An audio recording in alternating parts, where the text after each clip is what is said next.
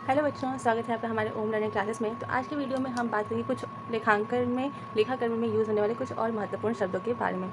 जैसे कि सबसे पहला हमारा शब्द आता है खाता। मतलब सबसे पहला नहीं, आज की वीडियो का सबसे पहला शब्द हमारा आता है क्या? खाता। तो खाता का मतलब क्या होता है? जब भी हम किसी विशेष वस्तु या व्यक्ति या फिर आय व्यय से संबंधित किसी भी सौदे को या फिर किसी भी घटना को एक ही जगह पे वर्गीकृत करके लिखते हैं, उसके लिए अलग से खाता खोलते हैं, तो उसे हम क्या कहते हैं? उस व्यक्ति विशेष या वस्तु विशेष का खाता। हमारे जो खाते होते हैं उसके अंतर्गत हम मतलब सौदे के जो दोनों रूप होते हैं उसमें से एक रूप को डेबिट और दूसरे रूप को क्या करते हैं? क्रेडिट करते हैं। खाते जो होते हैं वो दो प्रकार के होते हैं, व्यक्तिगत एवं अव्यक्तिगत। व्यक्तिगत खाता जो होता है ये किसी भी व्यक्ति विशेष से संबंधित होता है, किसी भी फर्म या संस्था के नाम से या कंपनी के नाम से संबंधित होता है, जैसे कि श्याम का खाता, राम का खाता, ABC कंपनी का खाता, XYZ संस्था का खाता, तो इस प्रकार। और दूसरा होता है अव्यक्तिगत खाता। अव्यक्तिगत खाता जो होता है ये ये जो होता है ये व्यवसाय से संबंधित जितने भी अलग से खर्चे होते हैं, आय व्यय होते हैं या फिर संपत्ति दायित्व होते हैं, उनसे संबंधित जो भी खाते आते हैं वो अव्यक्तिगत खाते के अंतर्गत आते हैं। और इन्हें अच्छे समझने के लिए इन्हें दो भागों में बांटा गया है, पहला वास्तविक और दूसरा नाम मात्र का खाता या फिर अवास्तविक। तो पहला है वास्तविक खाता। वास्तविक खाता जो होता है इसमें संपत्ति या फिर अधिकार यानी कि दायित्वों से संबंधित जो भी होते हैं हमारी सौदे या घटना है उनका लेखा किया जाता है। जैसे संपत्ति में भवन, रोकड़, फर्नीचर खाता, प्लांट, मशीनरी विनियोग खाता, ये सब आता है। ये सब हमारे वास्तविक खाते के अंतर्गत आते हैं।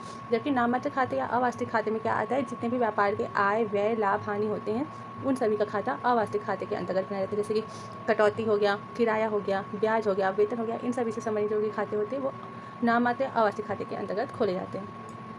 नेक्स्ट हमारा आता है अप्राप्य या अशोध्य ऋण। तो जैसे नाम से ही है अप्राप्य यानी कि हमें प्राप्त ना हुआ हो, तो ऐसा कोई भी भुगतान या फिर उधार किया गया सौदा जिसकी राशि हमें वसूल नहीं हुई है काफ़ी लंबे टाइम से, और हमें ऐसा भी अंदाज़ा है कि आगे भी वो राशि हमें वसूल नहीं होगी, वो पैसा हमारा डूब गया उतना जो सौदा किया गया था, तो उसे हम अप्राप्य ऋण या अशुद्ध ऋण के तौर पर अपने खातों में दिखा देते हैं, ताकि हमारे खातों का जो विश्लेषण हो वो सही से हो सके। उसके बाद है प्रमाणक। प्रमाणक का मतलब होता है वाउचर। तो जैसे भी हम लोग कोई चीज़ परचेस करते हैं तो हमें उसकी रिसीट मिलती है, कोई भी चीज़ अगर बेचते हैं तो हम उसकी रिसीट देते हैं, तो उसी को हम क्या कहते हैं? प्रमाणक या फिर वाउचर्स। यानी कि लेन देन से संबंधित जो भी डॉक्यूमेंट्स होते हैं उसे हम प्रमाणक या फिर वाउचर कहते हैं। उसके बाद होता है स्पष्टीकरण यानी कि नरेशन। तो जर्नल के में लेखा करते टाइम हम जब एंट्री कर देते हैं अपने सौदों की, तो उसके जस्ट नीचे हम एक संक्षिप्त विवरण लिखते हैं कि हमने ये एंट्री किस संबंध में की है, तो उस संक्षिप्त विवरण को हम क्या कहते हैं? नरेशन या स्पष्टीकरण। उसके बाद आता है आवधिक बिक्री। आवधिक बिक्री का मतलब होता है एक निश्चित अवधि में जो भी बिक्री की गई है उसके योग को, नकद या फिर उधार जो भी हो, उसके योग को हम क्या कहते हैं? आवधिक बिक्री।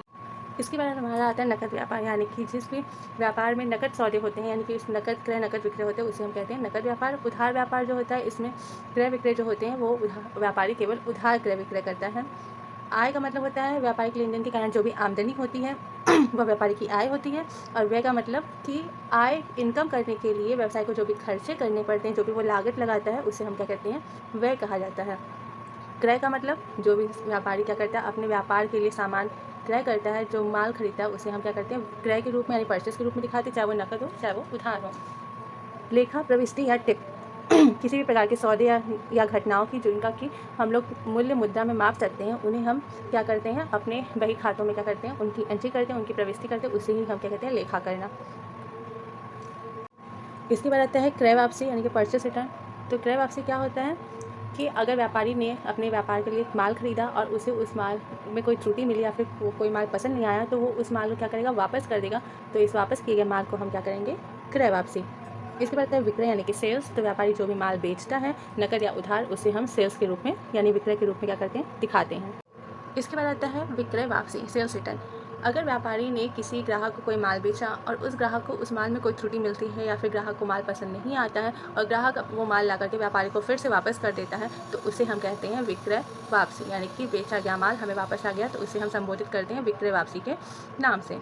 उसके बाद आता है देनदार। देनदार का मतलब जो भी हमारे कर्जदार होते हैं जिन्हें हमने उधार पैसा दिया है या उधार माल दिया है, वो हमारे एक तरीके से देनदार होंगे। वो हमें भविष्य में हमारा पैसा क्या करेंगे? चुकाएंगे। हमें उनसे क्या करना है? अपना पैसा वसूल करना है, तो वो हमारे क्या कहलाएंगे? देनदार।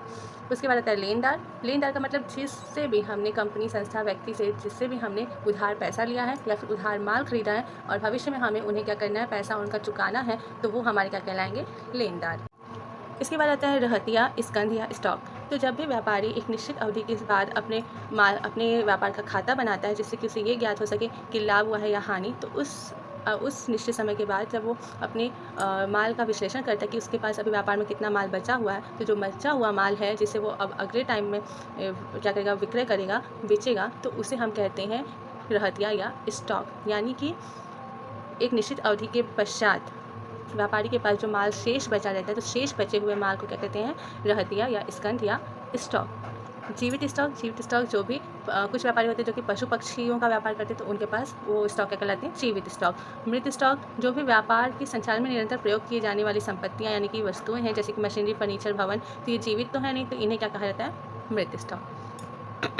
इसके बाद आता है हमारा लेखांकन समीकरण। लेखांकन समीकरण में जैसे पूंजी है, तो पूंजी अगर हमें निकालनी है तो हम क्या करेंगे, अपनी संपत्तियों में से बाह्य दायित्व यानी जितने भी बाहरी दायित्व जिन्हें हमें चुकाना है पैसा, उनको माइनस करेंगे तो हमारी पूंजी निकल आती है। संपत्तियाँ ज्ञात करने के लिए हम पूंजी और अपने बाह्य दायित्व को जोड़ देते हैं, और दायित्व प्राप्त करने के लिए, दायित्व का मूल्य प्राप्त करने के लिए हम संपत्तियों में से अपनी पूंजी को क्या करते हैं, माइनस कर देते हैं। तो इसी के साथ आज का हमारा ये वीडियो यहीं समाप्त होता है, और हमारे इस वीडियो के साथ ही हमारे बही खाता लेखा शास्त्र का सेकंड चैप्टर भी यहीं पे ख़त्म होता है। अब इससे आगे हम मिलेंगे नेक्स्ट वीडियो में अपने चैप्टर 3 के साथ। तब तक के लिए आप पढ़ते रहिए, और इससे रिलेटेड जो भी क्वेरी हो आप हमसे कमेंट बॉक्स में कमेंट करके ज़रूर पूछिए। Thank you.